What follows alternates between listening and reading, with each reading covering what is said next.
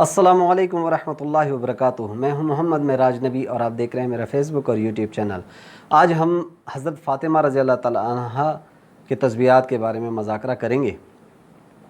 حضرت علی رضی اللہ تعالیٰ عنہ نے ایک دفعہ شاگرد سے فرمایا کہ میں تمہیں اپنے اور فاطمہ رضی اللہ تعالیٰ عنہ کا جو حضور صلی اللہ علیہ وسلم کی سب سے زیادہ اور لاڈلی بیٹی تھی قصہ سناؤں۔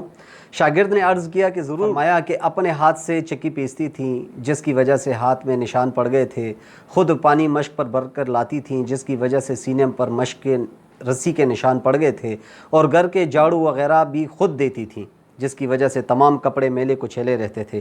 ایک دفعہ حضور صلی اللہ علیہ وسلم کے پاس کچھ غلام باندیاں آئیں کہ تم بھی جا کر حضور صلی اللہ علیہ وسلم سے کچھ باندی غلام مانگ لو تاکہ تمہیں بھی کچھ مدد مل جائے۔ اس لیے شرم کی وجہ سے سب کے سامنے باپ سے بھی مانگتے ہوئے شرمائی واپس آ گئیں۔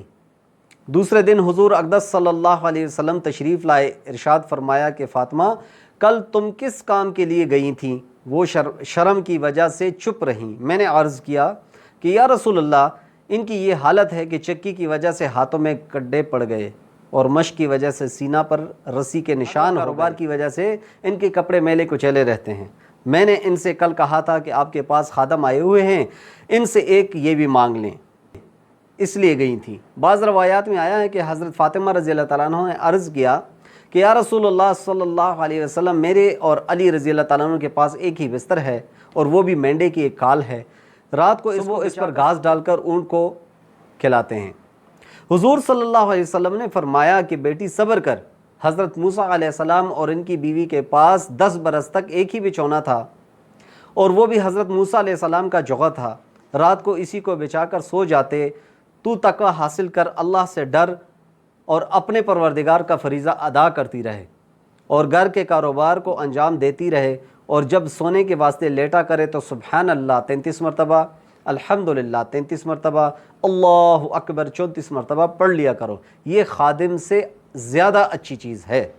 فاطمہ رضی اللہ تعالیٰ عنہا نے عرض کیا، میں اللہ اور اس کے رسول صلی اللہ علیہ وسلم سے راضی ہوں۔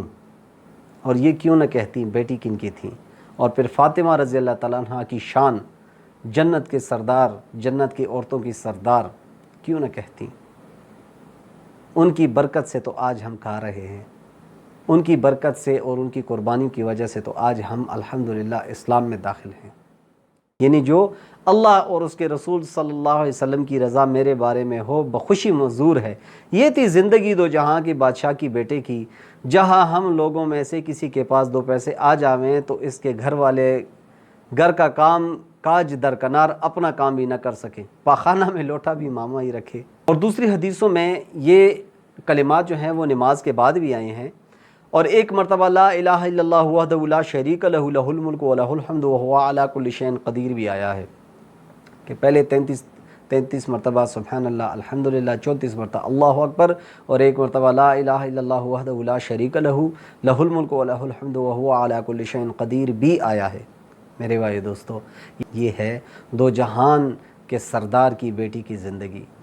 اگر حضور صلی اللہ علیہ وسلم ان کو باندیاں بھی عطا کرتی، کلمات بھی دے دیتے، نصیحت بھی کرتے تو وہ کر سکتے تھے، ان کے پاس اختیار تھا۔ لیکن میرے بھائی دوستو، یہ پیغام تو ہمارے لیے تھا، کہیں یہ نہ آئے کہ ان کے پاس تو یہ تھا، ہمارے پاس کیا ہے۔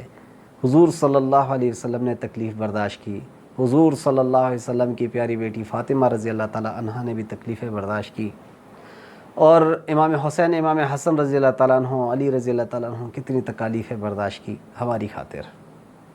ہم تو یہی کہتے ہیں کہ حضور صلی اللہ علیہ وسلم کا لایا ہوا دین ان کے اہل بیت، ان کے بچوں نے اپنے سینے سے لگایا اور محنت کی اور یہ دین ہم تک پہنچایا۔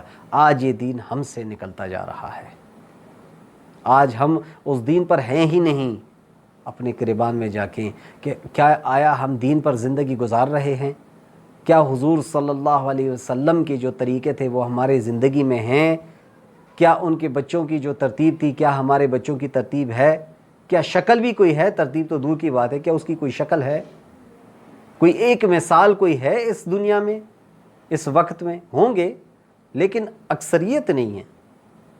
اس وقت میں تو اکثریت تھی ان چیزوں کی، تو میرے بھائی دوستو، آپ سب سے گزارش ہے کہ دین پر زندگی گزاریں، اور یہ حضرات کی جو قربانی ہے جو میرے اور آپ کے بلکہ تمام جہان کے انسانوں کے لیے ہے۔ انشاءاللہ دوبارہ پیش ہوں گے خوبصورت واقعات کے ساتھ، تب تک کے لیے اجازت دیجیے۔ السلام علیکم ورحمۃ اللہ وبرکاتہ۔